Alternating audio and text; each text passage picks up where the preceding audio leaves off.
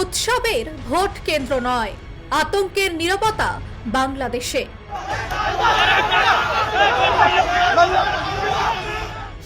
রাজপথে প্রমাণ দিচ্ছে নির্বাচন স্বাভাবিক নয়। হিন্দু নিধনের হিসেব কি রাষ্ট্রের নথিতে অদৃশ্য? গণভোটের নামে প্রশাসনিক যন্ত্রে হ্যাঁ ভোটের চাপ, লুট হওয়া অস্ত্রে রঞ্জিত হচ্ছে নির্বাচনী মাঠ। বাংলাদেশের ত্রয়োদশ জাতীয় সংসদ নির্বাচন এখন আর ভোটের লড়াই নয়, এ যেন ভয়ের ছায়ায় দাঁড়িয়ে থাকা এক প্রহসন। ভোটের দিন যত ঘনিয়ে আসছে ততই ফিকে হচ্ছে গণতন্ত্রের রং। উৎসবের বদলে স্তব্ধতা, স্লোগানের বদলে গুঞ্জন। প্রশ্নহীন রাজপথ চিৎকার করে বলছে এই নির্বাচন স্বাভাবিক নয়।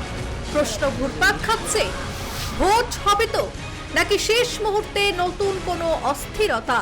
আগামী 12 ফেব্রুয়ারি আসন্ন ত্রয়োদশ জাতীয় সংসদ নির্বাচন ও গণভোট 2026 অবাধ, সুষ্ঠু ও শান্তিপূর্ণভাবে সম্পাদনের লক্ষ্যে বাংলাদেশ কোস্টগার্ড বদ্ধপরিকর। নির্বাচন উপলক্ষে গত 18 জানুয়ারি মোতায়েন হয়ে মোট 28 দিন ব্যাপী উপকূলীয় এবং নদীর তীরবর্তী দুর্গম ও গুরুত্বপূর্ণ এলাকাসমূহে বাংলাদেশ কোস্টগার্ড মোবাইল টিম ও স্ট্রাইকিং ফোর্স হিসাবে দায়িত্ব পালন করবে। অন্তর্বর্তী সরকারের প্রধান উপদেষ্টা ডক্টর মোহাম্মদ ইউনূসের প্রেস উইং বলছে, নির্বাচনী সহিংসতায় নিহত মাত্র 4 জন, মারা গিয়েছেন মোট 4 জন।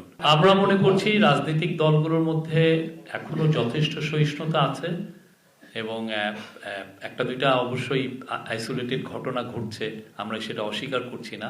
কিন্তু বাস্তবের মাটিতে পরিসংখ্যান আলাদা। রিপোর্ট অনুযায়ী গত 4 বছরে বাংলাদেশে অন্তত 3,582 জন হিন্দু সহ সংখ্যালঘুদের উপর হিংসার ঘটনা। গত 35 দিনেই প্রাণ হারিয়েছে অন্তত 11 জন হিন্দু, একাধিক হিন্দু নিধন। রাষ্ট্র কি নির্বিকার দর্শক নাকি সংখ্যালঘুদের রক্ত সরকারি পরিসংখ্যানে অদৃশ্য? এর মধ্যেই জুলাই সনদ ও গণভোট ঘিরে রাজনীতিতে স্পষ্ট ফাটল। অভিযোগ উঠেছে, প্রশাসনিক যন্ত্র ব্যবহার করে হ্যাঁ ভোটের পক্ষে প্রচার চলছে। এই কি নিরপেক্ষ প্রশাসন? এই কি সংস্কারের নামে গণতন্ত্র হত্যা? সবচেয়ে ভয়ঙ্কর চিত্র নিরাপত্তায়।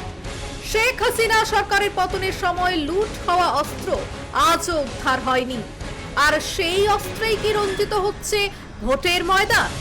পর্যবেক্ষকদের মতে ডক্টর ইউনূসের সরকার ব্যর্থ, নিরপেক্ষতায় ব্যর্থ, নিরাপত্তায় ব্যর্থ, নৈতিকতায় ব্যর্থ।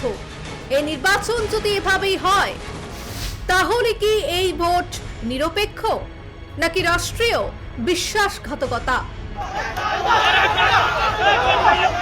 News desk report, news live Bangla.